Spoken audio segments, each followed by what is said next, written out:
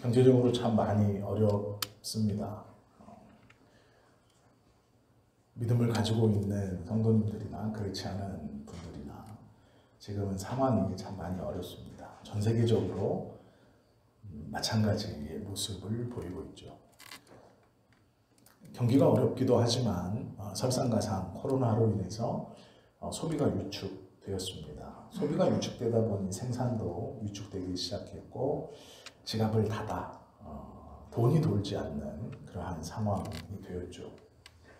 보이지 않는 유동자산이라고 부르는 주식과 이 가상화폐에 많은 젊은이들을 포함하여 돈이 몰리고 있습니다.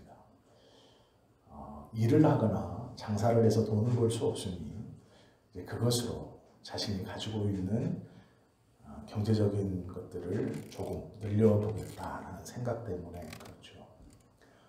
젊은 사람들이 쓰는 말 중에 영끌이라는 말이 있습니다. 영끌, 영혼까지 끌어모았다라는 뜻입니다. 자기가 할 수 있는 모든 돈을 다 동원하여서 주식에 아니면 코인에 투자하면서 그 주식이 오르기를, 그 코인의 가격이 오르기를 간절히 원하는 것이죠. 나이가 젊을수록 이 상황은 더 심해지고 있습니다. 심지어는 미성년자들조차도 부모의 이 신분을 도용해서 코인에 뛰어들고 있습니다. 20대, 30대는 정상적인 방법으로는 도저히 집을 살 수 없으니 이렇게라도 하지 않으면 살아갈 수 없는 세상이 되었다라고 말합니다. 2011년대에 처음으로 3포 세대라는 말을 했습니다. 연애, 결혼, 출산 이것을 포기하는 것을 3포 세대라고 합니다. 이 말이 언론에 회자되기 시작한 것이 2011년도입니다. 4년이 지난 2015년에는 5포 세대라는 말이 돌았습니다. 연애, 결혼, 출산 뒤에 두 가지가 더 붙었습니다. 하나는 인간관계, 그 뒤에는 내 집 마련입니다. 2015년도에 젊은 사람들은 결혼과 연애, 출산, 인간관계, 내 집 마련을 포기할 수밖에 없다라는 것이 사회적으로 많이 이야기되던 말이었습니다. 그리고 나온 것이 7포 세대입니다.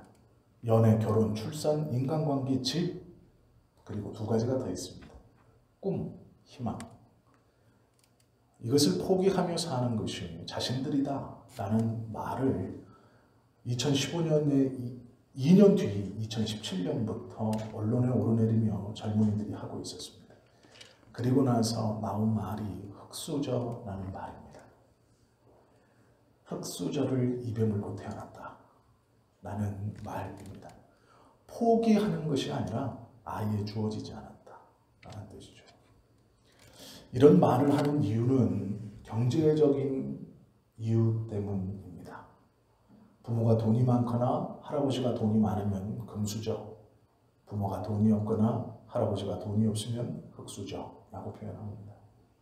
출발부터 다른 이 젊은 세대들이 느끼는 박탈감, 그것은 무엇을 하고자 하는 의지를 꺾어버린다라고 표현합니다. 그야말로 지금 젊은이들은 그것을 조금이라도 벗어나고자 주식과 가상화폐에 자신의 모든 것을 다 바치고 있습니다. 그것을 영끌이라고 표현합니다. 영혼까지 끌어모아 던졌다라는 뜻입니다. 20대의 나이에 자신의 삶의 모든 것, 영혼까지 끌어모아 무엇인가 집중할 수 있다는 건 좋은 일일지도 모르겠습니다.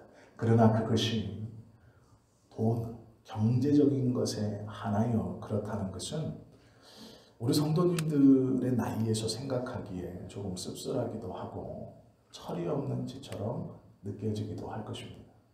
그러나 이것이 젊은 사람들이 맞닥뜨리고 있는 현실이고 그들에게 닥쳐온 오늘의 모습입니다.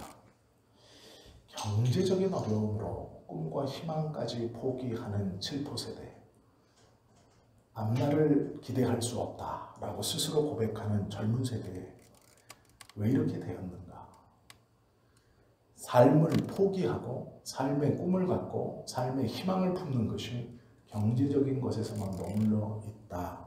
왜 이렇게 되었는가? 오늘 우리가 함께 보신 말씀은 자족입니다. 자족.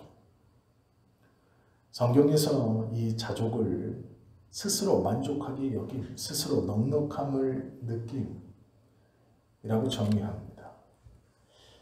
상대적 박탈감은 느끼지 않고 자족할 수 있는가? 이것에 대한 문제이죠.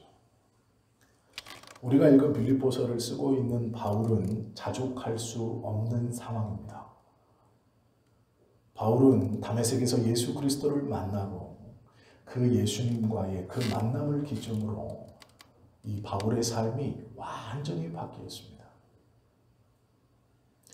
그는 히브리식 이름으로 사울이라 불리는 사람이었고 이방인의 사도를 자청한 다음 자신의 이름을 로마식 이름인 바울로 부르게 했습니다. 성경은 그를 바울이라고 기록합니다. 바울의 이름이 바뀌는 것을 통하여 바울은 자신을 중심으로 살던 삶에서 남을 중심으로 사는, 특별히 이방인들을 하나님께 인도하는 삶을 살기로 결단했다는 것을 우리는 알 수 있습니다. 그 바울이 하나님의 복음을 위하여 최선을 다하며 그의 생을 보내고 있었습니다.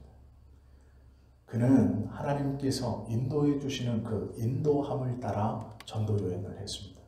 1차, 2차, 3차 모두 다 하나님께서 말씀하시는 곳으로 갔고 그 말씀하시는 곳에서 하나님의 말씀만을 오롯이 전했습니다. 가볍게 지나친 곳도 있었고 또 3년씩 학당을 세워서 가르친 곳도 있습니다. 그리고 이제 마지막으로 예루살렘으로 돌아오는 길에 그는 예루살렘에서 체포되어 로마로 압송되었습니다. 이제 그의 긴 전도 여행은 곧 있으면 끝나게 되는 것이고 그가 최선을 다하여 전했던 하나님의 나라의 복음은 이제 더 이상 바울을 통해 전해지지 못할 것처럼 보였습니다. 감옥 안에 있는 바울, 풀려날 방법이 없었습니다. 바울은 성도들에게 편지를 썼습니다. 그것이 빌립보서입니다. 우리는 이 편지의 내용을 상상해 볼 수 있습니다. 제가 만약에 감옥에 갔다면 성지교회에 편지를 쓴다. 안부를 물었을 것이고 두 번째는 장로님 빨리 힘을 발휘해 보십시오. 빼내주셔야 될 거 아닙니까? 이렇게 썼을 것 같습니다. 누구 높은 사람 아는 사람 없습니까? 내가 복음 전하다가 갇혀왔는데 빼내주셔야죠. 뭐하고 계신 겁니까? 아마 제가 그랬을 겁니다. 근데 바울은 그렇게 쓰지 않았습니다. 바울은 놀랍게도 스스로 만족합니다. 이렇게 썼어요. 저는 그렇게 쓰지 못할 것 같은데 나쁜 짓을 하다가 끌려 들어갔어도 친한 지인들에게는 어떻게 나를 좀 나오게 힘을 써봐라. 감옥 안에서 좀 나갈 수 있도록 도와줘봐라. 좋은 변호사를 좀 선임해 줘봐라. 이럴 것 같은데 하물며 하나님의 일을 하다가 잡혀 들어간 바울이 만족한다라고 고백하고 있는 것이죠. 빌립보의 성도들은 바울에게 조금 특별한 성도들입니다. 사람은 인간관계에 있어서 거리라는 것이 있습니다. 아마 아시겠지만 가장 친밀한 사람을 5mm, 5cm 안으로 붙습니다. 가장 친밀한 사람. 즉 아내나 남편, 자녀들처럼 나에게 전혀 위협이 되지 않는다라고 느끼면 5cm 안쪽으로 붙어도 경계하지 않습니다.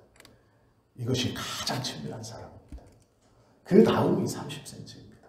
이것은 신뢰하는 사람입니다. 30cm의 근거리.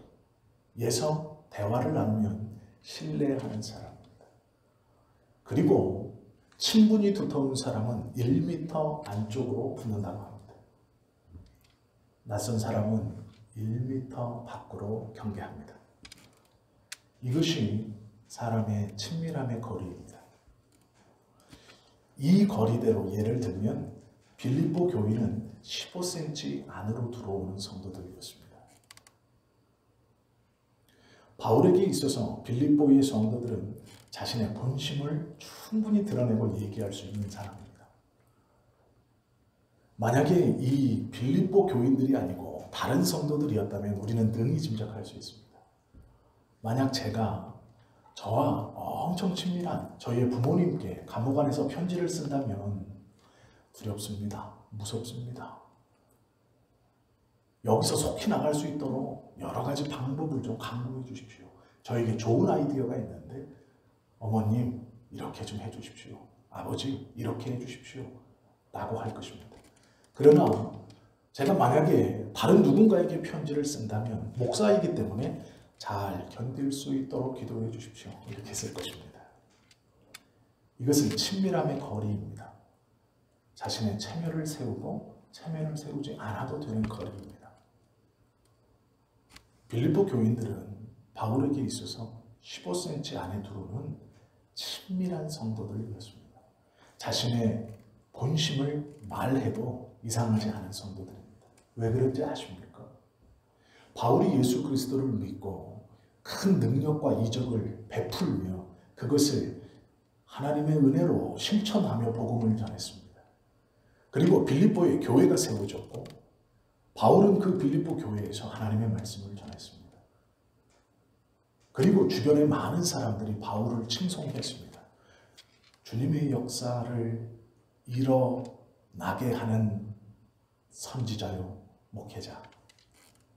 귀신 들린 사람을 고쳐주고 병든 사람을 건강하게 하며 죽은 자를 일으키는 능력의 종.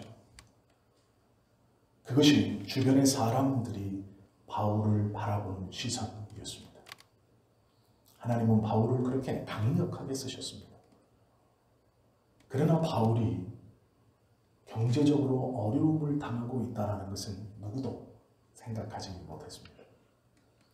많은 부요한 교회들이 있었고 많은 성도들이 있었지만 그들 중 어떠한 누구도 바울의 전도 여행하면서 바울이 궁핍하게 다닌다는 것을 신경 쓰는 사람이 없었습니다. 왜 그런 줄 아십니까? 바울을 멀리서 바라봤기 때문입니다. 바울을 존경했습니다. 그의 이적과 기적을 존중하고 높였습니다. 바울의 말씀에 감동받았습니다.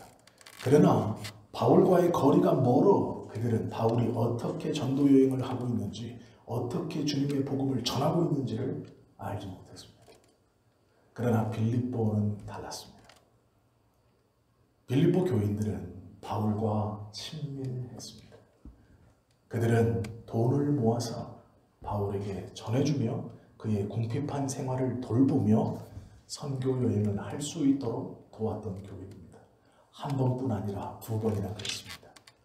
그것은 쉬운 일이 아닙니다. 바울과 빌립보 교회는 그만큼 친밀했습니다. 만약에 저에게 누군가가 잘 모르는 분이 와서 목사님 교회가 어렵다고 들었으니 이것을 교회를 위해 사용해 주십시오라고 어느 정도의 헌금을 한다면 저는 받을 겁니다. 예, 감사합니다. 그러나 그런 분이 동일하게 와서 목사님 개인적으로 쓰십시오 하고 주면 거절할 겁니다. 왜 그럴까요? 이 사람이 나에게 돈을 줄 만큼 친분이 있지 않은 사람입니다. 개인적으로 이렇게 나한테 봉투를 줄 만큼 그것 받으면 안 된다는 건 다 아시죠? 그렇게 친분이 없는 사람이 나에게 돈을 내민다는 것은 순수하지 않습니다. 모르겠습니다. 제가 좀 의심이 많아서 목사가 믿음이 많아야 되는데 의심이 많아서 그런 것 같은데요. 만약에 우리 성도님들이 목사님 이렇게 하고 주신다면 감사히 받습니다. 그러나 우리 성도가 아니고 모르는 사람이 그런다면 이렇게 생각할 겁니다. 빌립보 교회와 바울은 헌금을 모아 바울의 어려운 사정을 돌아볼 정도로 친밀했습니다. 그러면 이렇게 친밀하고 자신의 본심을 드러낼 수 있는 교회에 편지하는 겁니다. 빌립보서는 길지도 않습니다. 이 4장이라고 되어 있는 빌립보의 편지를 보내며 바울은 자신의 본심을 드러내도 됩니다. 그만큼 빌립보 교회의 성도들은 친밀했고 믿을만했고 자신의 속마음을 드러내도 문제가 되지 않을 만큼 가까운 사이였습니다. 남들은 바울을 우르를 때 그들은 바울의 어려운 형편을 돌아보고 돕고 함께 그 소식을 나누었던 매우 친밀한 교회입니다. 그런데 그들에게 바울이 편지를 보내며 나는 자족합니다 라고 썼다는 것은 그것이 진심이라는 것입니다. 격식을 차리기 위해 예의를 차리기 위해 쓴 것이 아닙니다. 바울의 진심입니다. 바울의 진심을 빌립보 교인들에게 그대로 보여준 것이 이 빌립보 서신입니다. 그러기에 빌립보 서신은 다른 서신에 비해서 짧습니다. 그것은 다른 말을 할 필요가 없는 이유 때문에 그렇습니다. 이렇게 얘기해도 이렇게 알아듣는 그러한 친밀함이 있었기 때문입니다. 바울은 그 빌립보 교인들에게 12절에 보면 이렇게 말합니다. 형제들아, 내가 당한 일이, 내가 복음을 전하다 감옥에 갇힌 일이 도리어 복음 전파의 진전이 될 줄을 너희가 알기를 원하노라. 불안해하지 말아라. 왜 이렇게 됐을까? 의구심을 품지 말아라. 살아계신 하나님이 당신의 종을 왜 감옥에 가두셨을까? 저가 다른 일을 한 것이 아니고 주님의 복음을 열심히 전한 것뿐인데 왜 감옥에 가셨을까? 그것도 임시가 아니라 이제 죽을 수밖에 없는 로마로 압송되어서 그의 제목은 로마의 정치를 혼란스럽게 한 황제를 부인하고 다른 신을 섬기라고 전한 황제를 모독했다는 죄목으로 사형 외에는 방법이 없는 죄목으로 갇혀 있을까? 그것에 대하여 불안해하지 말라고 이야기하고 있다라는 것이죠. 오히려 나의 갇힘은 복음 전파의 진전이 되는 것을 너희가 알게 하리라. 내가 갇힌 것에 대해서 불안해하거나 두려워하거나 하나님 앞에 의아심을 품지 마라. 오히려 이것은 복음 전하는 데 도움이 된다라고 말합니다. 그리고 또 이렇게 말하죠. 27절과 29절은 오직 너희는 그리스도의 복음에 합당하게 생활하라. 이는 내가 너희에게 가보나 떠나 있으나 너희가 한 마음으로 서서 한 뜻으로 복음의 신앙을 위하여 협력하는 것과 무슨 일에든지 대적하는 자들 때문에 두려워하지 아니하는 이 일을 듣고자 함이라. 이것이 그들에게는 멸망의 증거요 너희에게는 구원의 증거니 이는 하나님께로부터 난 것이라. 그리스도를 위하여 너희에게 은혜를 주신 것은 다만 그를 믿을 뿐 아니라 또한 그를 위하여 고난도 받게 하려 하십니다. 편지의 내용을 보면 빌립보 교회도 좋은 상황은 아닌 것 같습니다. 자신에게 복음을 전해주고 교회의 지도자 역할을 했던 바울이 잡혔다는 것은, 그리고 그 바울의 죄목을 보면 그 바울의 복음 전함의 결과로 생긴 빌립보 교인들도 불안했을 것입니다. 그 불똥이 자신에게 곧 튈 것, 그것은 너무나도 당연한 결과였습니다. 그런데 바울은 그들에게 말합니다. 불안해하거나 두려워하거나 의아해하지 마라. 나의 잡힘은 복음의 진전 때문이다. 그리고 너희는 함께 서서, 이 서서라는 말은 로마의 병사들이 전쟁을 할 때 자신의 몸처럼 큰 방패를 앞에 세우고 일렬로 쭉 서서 그 방패에 틈이 없이 붙여서 대열을 이루어 딱 서 있는 것을 뜻합니다. 그 대형으로 마주오는 적군을 맞이할 때, 막 달려 들어오는 적군들을 맞이할 때 대형을 짜 자신의 방어를 위해서 굳세게 그 자리를 지키고 있는 표현을 서서라고 바울은 표현한 것입니다. 한 마음으로 서서, 이 말은 군인들이 전쟁할 때 진영을 짜 촘촘히 자신의 땅을 지키듯이 서서라는 뜻입니다. 그렇게 스크럼을 짜서 버티는 형태를 의미하는 말입니다. 두려워하지 마라. 의아해하지 마라. 도망치지 마라. 그 두려움으로, 그 불안함으로 물러서지 마라. 오히려 함께 서서 맞서라 이야기하는 것이죠. 그리고 빌립보서 4장에서 이렇게 바울이 권면합니다. 주 안에서 항상 기뻐하라. 내가 다시 말하노니 기뻐하라. 기뻐할 수 없는 상황이지만 바울은 기뻐하라라고 말합니다. 자신은 갇혀있고 빌립보의 교회는 핍박 중에 있습니다. 빌립보의 성도들의 입장에서 자신의 영적인 지도자, 리더, 하나님의 종인 강력한 종인 바울은 잡혀있고 자신들도 핍박과 고난 가운데 있습니다. 그때 바울은 기뻐하라 라고 말합니다. 기뻐하라. 두려워하거나 의아해하지 마라. 기뻐하라 라고 말씀하고 있다라는 것이죠. 바울의 상황은 지금 누구를 위로할 처지가 아닙니다. 자신은 감옥에 갇혀 있습니다. 벗어날 방법이 없습니다.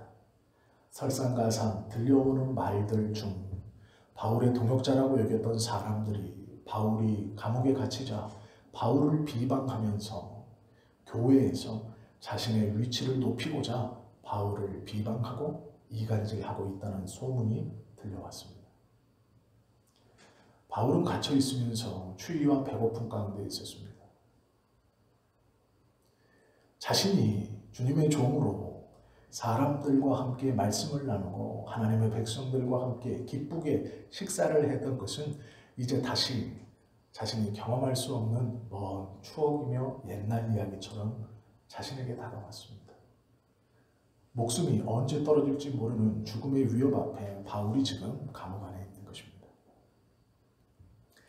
이 갇힘은 바울에게 수차례 경고되었던 것입니다. 성경을 읽어보시면 아실 수 있지만 바울이 3차 전도 여행을 마치고 예루살렘으로 돌아갈 때 소위 하나님 앞에 기도한다는 믿음의 사람들이 바울을 붙들어 권면했습니다. 가지 말라. 가면 잡힐 것이다. 성령이 나에게 나타나셔서 말씀해 주셨다. 내가 예루살렘으로 가면 너는 잡힐 것이다. 바울이 그렇게 말하는 그들에게 성령님이 저에게도 말씀하셨습니다. 예루살렘으로 내려가면 저는 잡힐 겁니다. 그러면 우리는 어떻게 할까요? 도망갔어야죠. 도망가야 된다고 생각했을 것입니다. 도망쳐야죠. 내가 예루살렘으로 3차 전도여행을 마치고 이제 다시 예루살렘 교회로 돌아가는 이 길목에서 한 번도 아니고 여러 번, 그것도 각 지역에 있는 기도한다는 신실한 사람들이 하나같이 나를 붙잡고 하는 말이 똑같습니다. 성령께서 나에게 감동을 주셨다. 너는 예루살렘에 가면 잡힐 것이다. 도망가라는 하나님의 사인이구나. 아니요, 바울은 그렇게 보지 않았습니다. 저도 그 사인을, 그 음성을 들었습니다. 그래서 예루살렘으로 내려갑니다. 왜요? 잡히는 것이 하나님의 뜻이었습니다. 그것이 자기가 가야 할 예비된 길이었습니다. 도망치는 것이 예비된 길이 아니라 잡히는 것이 하나님의 뜻이었습니다. 로마로 압송되는 것이 바울이 감당해야 하는 일이었습니다. 바울은 그것을 알고 로마로 가기 위해 예루살렘으로 내려가고 잡힙니다. 이것은 하나님께서 이미 말씀해 주신 일이고 하나님의 뜻이었습니다. 바울은 그것에 의심 없이 순종합니다. 그리고 갇혀있지만 하나님의 뜻에 순종하였다는 그 확실한 믿음이 그를 평안케 했습니다. 그의 입에서 감사가 끊이지 않게 했습니다. 그리하여 그는 누가 보아도 위로를 받을 상황이지만 힘들고 어려워하는 교회를 향하여 기뻐하라, 위로할 수 있습니다. 불안해하지 마라, 두려워하지 마라, 의아하게 생각하지 마라. 방패를 들고 적군을 맞서는 군인들처럼 한 마음으로 서서 그렇게 그 고난에 맞서라. 그것은 기뻐할 조건이 된다라고 권면할 수 있는 것입니다. 빌립보서 4장 15절과 16절은 바울과 그들이 얼마나 친밀했는지를 보여주는 말씀이죠. 빌립보 사람들아 너희도 알거니와 복음의 시초에 내가 마게도냐를 떠날 때에 주고받은 내 일에 참여한 교회가 너희 외에 아무도 없었느니라. 데살로니가에 있을 때에도, 즉 마게도냐에 있을 때뿐만 아니라 데살로니가에 있을 때에도 너희가 한 번뿐 아니라 두 번이나 나의 쓸 것을 버려왔도다. 그만큼 빌립보의 성도들은 바울에게 특별한 사람들이었습니다. 그들에게는 진심을 말해도 됩니다. 불안하다, 두렵다, 기도해줘라, 벗어나고 싶다 라고 얘기해도 됩니다. 그러나 바울의 마음속에 두려움, 불안 그런 것은 없었습니다. 바울이 이렇게 고백함은 격식을 차린 것이 아니라 그의 속마음을 그대로 보여준 겁니다. 오히려 이것은 격식이 아니고 다른 사람이 볼 때는 정신이 나갔다. 감옥에 갇혀 죽을 날을 받아놓은 사람이 어찌 기뻐할 수 있느냐. 네가 하나님을 그렇게 열심히 따르고 복음을 전하면서 너의 모든 것을 희생하여 그 많은 시간을 매를 맞고 파선을 당하고 돌팔매질을 당하면서 그렇게 다녀 하나님의 나라를 전한 결과가 감옥에 갇히는 것이냐. 라는 그 비웃음이 충분히 바울을 아프게 할 수 있었을 것입니다. 동역자로 믿었던 사람들이 자신을 깎아내리고 비방하며 교회에서 높은 위치와 영향력을 발휘하려고 한다는 소식을 들을 때마다 그의 마음이 무너져 내릴 수 있었을 것입니다. 주변의 사람들은 그것을 걱정했을 겁니다. 그러나 바울은 가장 친밀한 빌립보 교인들에게 기쁘다라고 말합니다.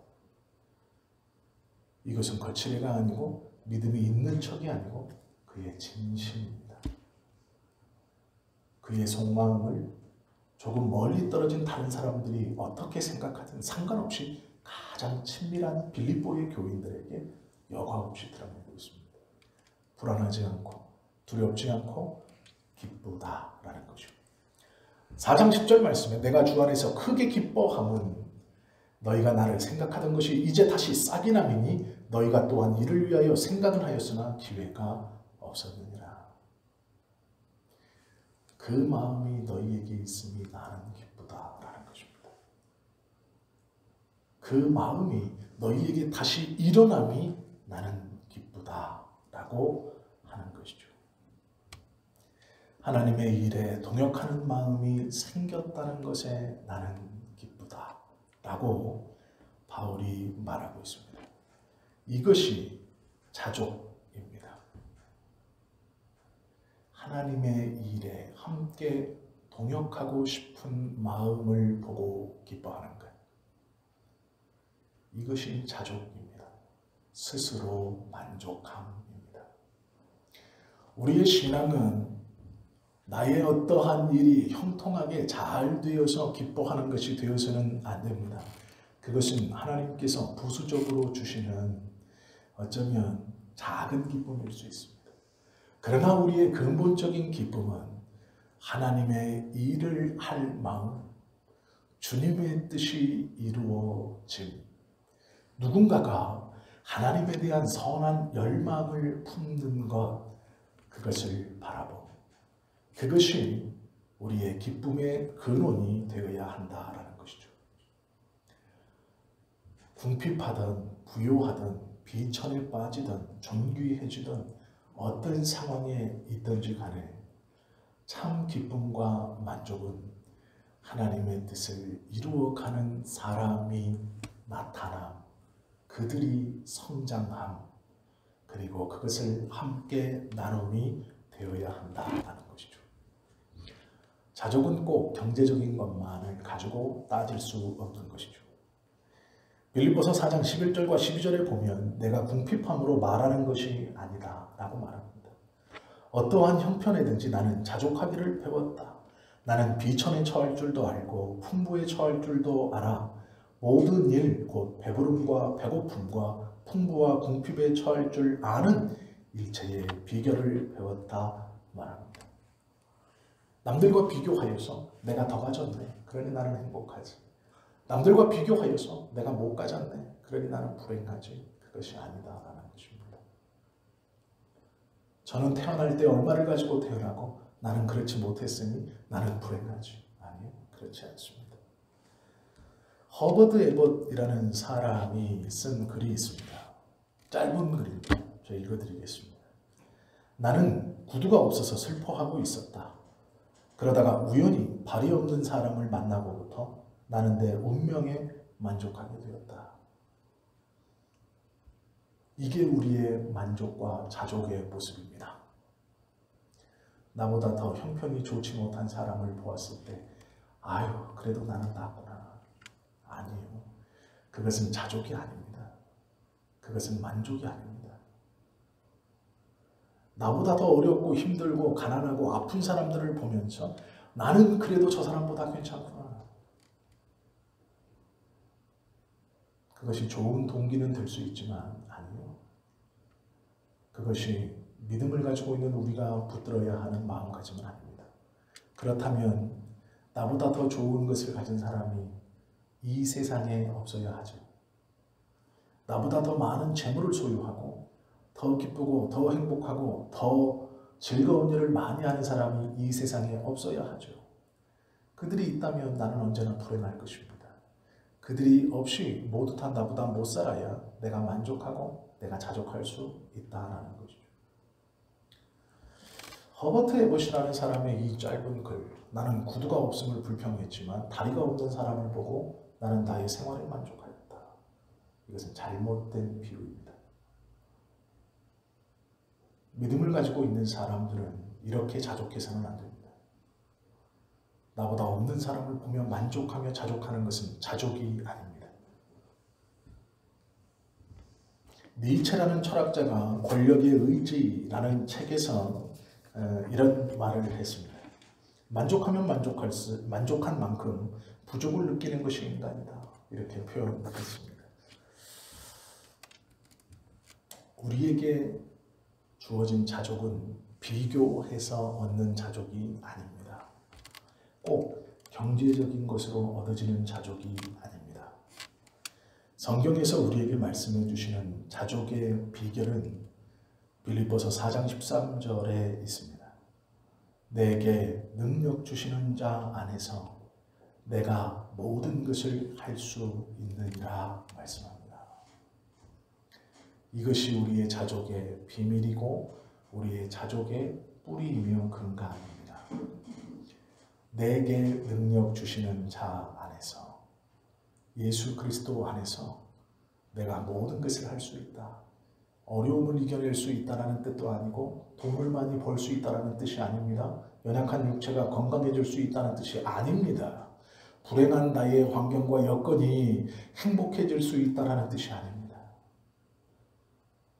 예수 그리스도 안에 있어 그 모든 것을 받아들일 수 있는 것이 모든 것을 할 수 있다는 뜻입니다.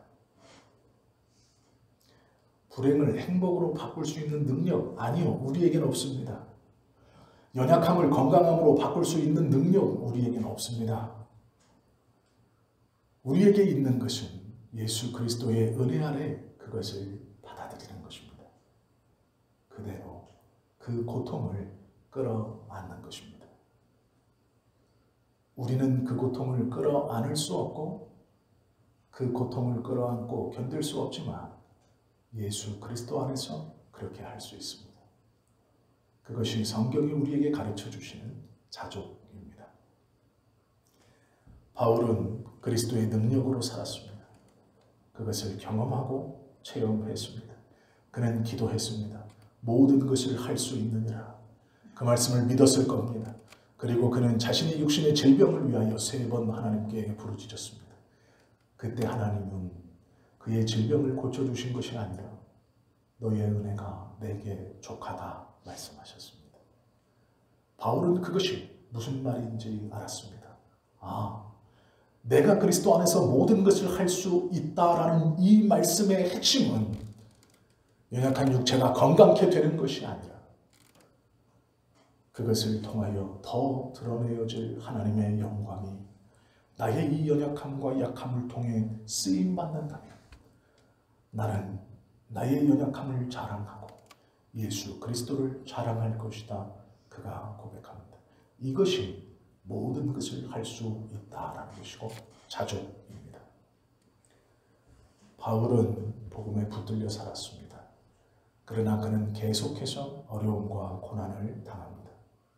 주님 안에서 모든 것을 할 수 있어 만사형통한다는 것이 우리의 신앙이 아닙니다. 그것은 잘못된 신앙입니다. 주님 안에서 모든 것이 만사형통하여 우리의 원대로 부자가 되고 건강해지고 출세하고 잘 먹고 잘 사는 것이 예수님께 받은 복이다. 주님 안에서 내가 이루어내야 할 것이다. 아닙니다. 그것은 달콤하지만 성경은 그렇게 말씀하고 있지 않습니다. 만사형통이라고 가르치지 않습니다. 모든 것을 할 수 있다는 것은 받아들일 수 있다라는 것입니다.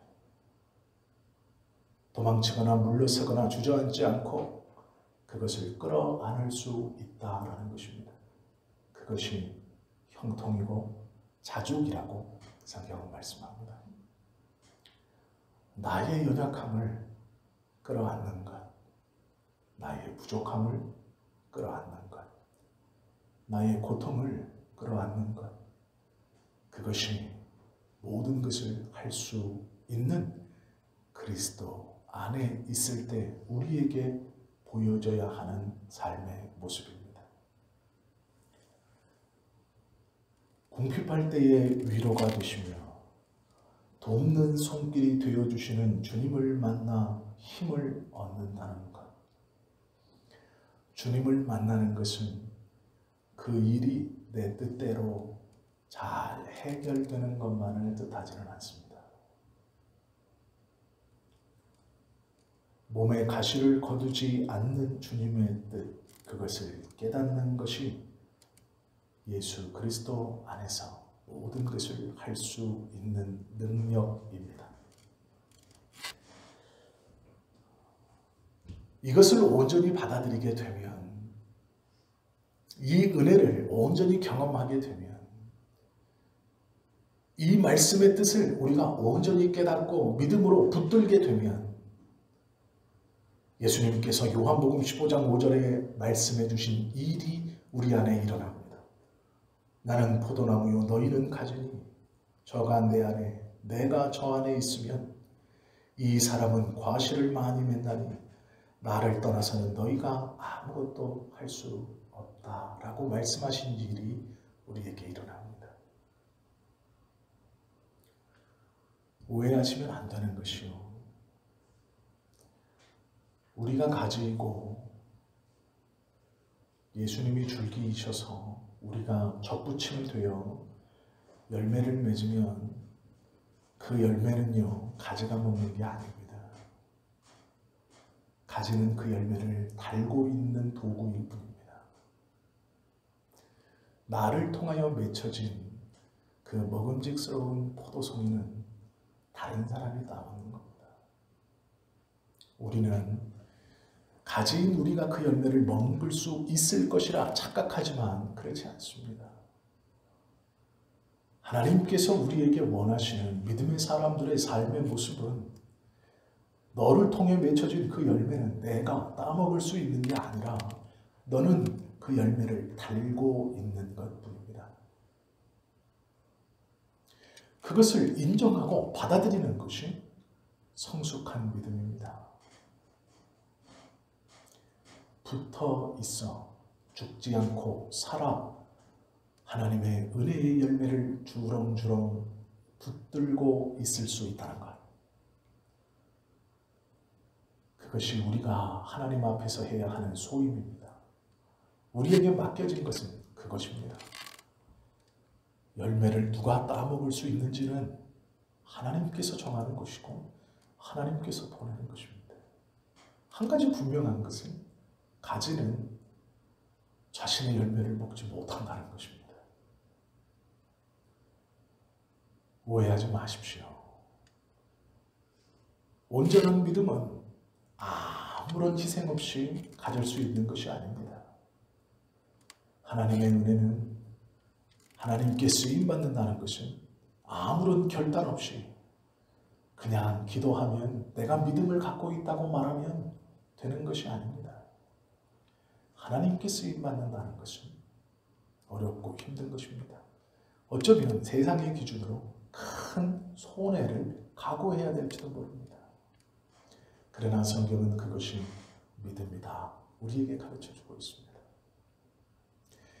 우리는 이미 예수 그리스도께서 십자가에 달려 돌아가시고 우리의 죄를 대속하시고 우리를 하나님의 백성으로 불러주셨다는 믿음을 가지고 있는 사람들입니다. 그러기에 이 오후에도 남아 예배하고 있습니다. 그렇다면 우리는 내게 능력 주시는 자 안에서 내가 모든 것을 할 수 있느니라는 보여지는 말의 뜻에 집중할 것이 아니라 그 속에 있는 하나님의 정확한 의미를 깨닫고 붙들어야 되는 사람들입니다. 그리고 그렇게 살아가야 하는 것이죠.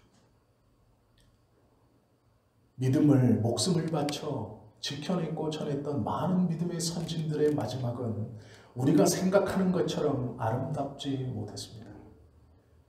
그들은 핍박을 당했고 목이 잘리고 고문을 받고 자신의 피를 순교라는 이름으로 이 대지에 뿌려야 했습니다. 그들은 예수 믿는 능력으로 옥문이 열려 탈출한 것보다 더욱더 비참하고 더욱더 아프고 고통스럽게 고난을 받다가 이 땅에서 생명을 마감하는 일이 더 많았습니다. 주님의 이름을 전하는 것으로 대접받는 것보다 무시를 당하고 멸시를 당하고 쫓겨나며 매맞기를 더 많이 더 자주 했던 것이 믿음의 선진들의 모습입니다. 아무리 아름답게 꾸며도 그것이 사실입니다. 그러나 우리는 언젠가부터 믿음이 좋으면 잘 먹고 잘 살고 건강해진다고 생각하고 있습니다. 하나님의 은혜를 받으면 이 땅에서 무엇인가 복을 받는 세상의 복의 기준으로 우리의 삶이 변할 것이라고 생각하고 있습니다. 아니요, 그렇지 않습니다. 온전한 믿음에 동참한 자는 하나도 예외 없이 그리스도의 남은 고난에 동참하게 되어 있습니다. 그것이 바르게 예수님의 뒷모습을 따라가는 자의 삶입니다. 그러기에 무익한 종이다 말할 수밖에 없는 것입니다. 가지가 나무에 붙어 있을 때 계속해서 영양분을 공급받아 말라주지 않지만 그 가지에 맺힌 열매는 가지가 먹는 것이 아니다라는 것을 기억하십시오. 바울은 그리스도를 전하며 평생을 보냈지만 그의 마지막은 감옥에 갇혀 그의 복음의 열매는 많은 이들에게 하나님의 나라를 전해주었지만 정작 그는 감옥에서 마지막을 보내게 됩니다. 예수님의 제자들 또한 마찬가지입니다. 외경에 전해지는 대로 베드로는 십자가에 거꾸로 달려 죽었습니다. 도마는 남아프리카 공화국 저 최남단까지 내려가 결국은 불에 타 죽었습니다. 우리가 알고 있는 믿음의 선진들은 호화롭게 대접받으며 살다 간 사람이 없습니다. 우리가 지금 믿음을 가지고 있는 이유가 무엇입니까? 어떠한 마음으로 하나님을 섬기고 계십니까? 우리의 하나님은 무당이 섬기는 귀신과는 다른 분이십니다. 놀랍게도 그분은 너무도 당연하게 내가 너를 구원하였으니 너는 나를 위하여 이 땅에 있는 모든 것을 나에게 주어라라고 아무렇지 않게 요구하는 분입니다. 그것은 원래 내 것이니 나에게 주어라. 그리고 너는 나를 따르라 말씀하십니다. 그 따르는 길이 좋고 기쁘고 행복하기만 한 것이 아니라 어렵고 힘들고 아픈 길임에도 너무도 자연스럽고 너무도 당연하다는 듯이 우리에게 그 길을 걸어갈 것을 요구하십니다. 그것이 하나님입니다. 그것이 창조자이십니다. 우리는 그 하나님께 선택되었고 붙들린 바 되어서 그 길을 가는 사람들입니다. 그러기에 성도라고 부릅니다. 거룩한 우리들. 거룩하긴 하지만 고통과 아픔과 힘겨움을 쫓아가는 우리들. 그것이 하나님께서 우리에게 원하시는 모습입니다. 어려운 곳으로 가라. 모든 이에게 베풀어라. 낮은 곳으로 가라. 알아주지 않는 곳으로 가라. 대접받지 못하는 자리로 가라. 그것이 하나님의 말씀입니다. 모든 성도들은 시편 23편을 좋아합니다. 시냇가에 심은 나무, 시절을 쫓아 과실을 맺고 가뭄이 들지만 시냇가의 물로 인하여 그 잎사귀가 마르지 않는 푸르름을 1년 내내 보여주며 살 수 있는 시냇가에 심기운 나무가 되기를 원하고 있는 것입니다.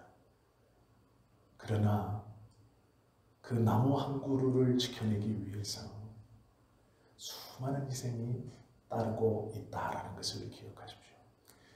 우리에게 언제나 푸르른 나무는 우리 자신이 아니고 예수 그리스도여야 합니다. 우리에게 언제나 마르지 않는 나무는 우리 자신이 아니고 예수님이어야 합니다. 우리의 마음속에 언제나 푸르른 나무, 모든 사람이 보고 와라고 감탄하는 나무는 우리가 아니고 예수 그리스도입니다. 그 예수님이 오롯이 푸르르고 오롯이 1년 내내 생기가 있게 있을 수 있도록 어쩌면 우리가 그 나무의 밑거름이 이제는 되어야 합니다. 그것이 성도의 삶입니다. 내게 능력 주시는 자 안에서 내가 모든 것을 할 수 있느니라. 내가 일체에 자족하기를 배웠노라. 이 말씀의 뜻이 무엇인가 깊이 생각해 볼 수 있어야 합니다. 성숙한 신앙인, 예수님의 제자가 되기를 원하는 사람, 하나님, 나의 삶을 붙들고 주님의 뜻대로 사용해 주십시오 라고 기도했던 사람이라면 하나님의 뜻대로 쓰임 받아야죠. 하나님의 뜻대로 걸어가셔야죠. 하나님의 뜻을 오늘 우리가 함께 나누고 들었으니 아멘으로 화답하고 받아 그대로 걸어가셔야죠. 세상에서 보는 복과 은혜가 아니라 하나님께서 우리에게 주시는 복과 은혜가 무엇인지를 바로 안다면 그리하여 믿음의 길은 눈물을 뿌리며 가야 하는 길입니다. 이를 악물고 좁은 문으로 들어가야 하는 길입니다. 자신의 십자가를 지고 따라가야 하는 길입니다. 그것은 평탄하거나 순탄한 길 아닙니다.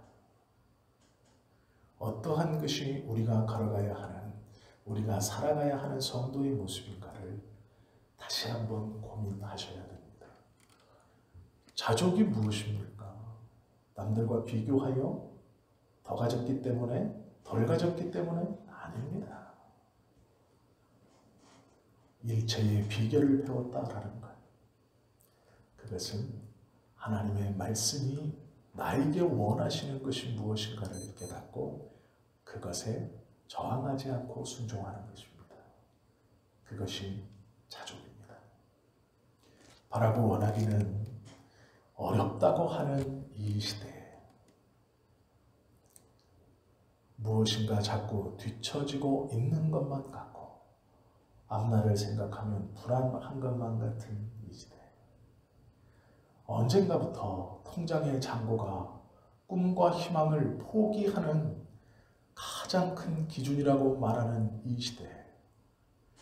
그것이 당연한 것처럼 고백되어지는 이 시대에 하나님의 은혜로 구원의 기쁨과 믿음을 가지고 있는 우리는 적어도 세상 사람들이 고백하는 그 흐름을 따라가서는 안 될 것입니다. 성경적 자족과 만족, 또한 하나님이 원하시는 삶의 모습이 무엇인지를 깨닫고 그것을 이루어 우리 주님을 기쁘시게 하는 예수 그리스도의 귀하고 복된 자녀들이 다 되시기를 예수님의 이름으로 축원합니다. 기도하겠습니다.